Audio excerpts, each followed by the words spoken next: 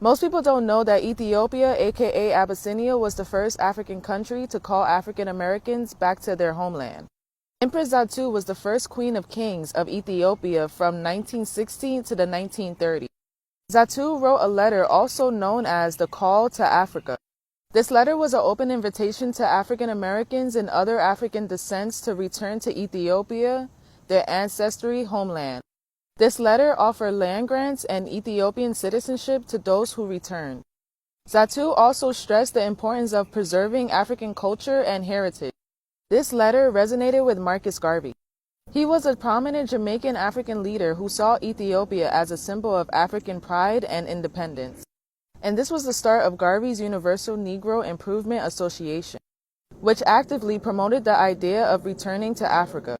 Zatu's letter helped influence the Pan-African movement. As her letter is hard to find online, I got in contact with the researcher Julia Bonanchi, who sent me an excerpt from her book that mentions. She first explained how the invitation left some traces because it was shared during the UNIA convention.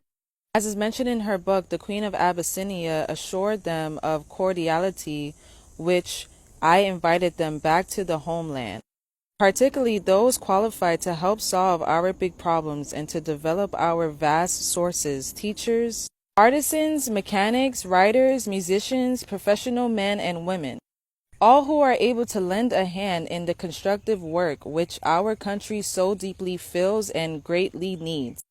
Zatu and Garvey exchanged letters discussing cooperation and potential collaboration. The UNIA promoted Ethiopia as a destination for African repatriation.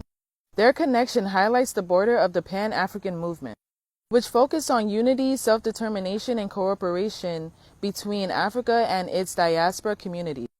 Once Zatu was mysteriously unalive, and Marcus Garvey was falsely accused and sent to prison and later deported back to Jamaica, this affected the original intentions and plans of the Pan-African movement.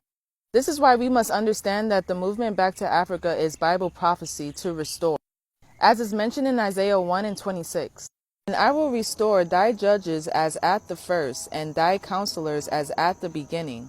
Afterward thou shalt be called the city of righteousness, the faithful city."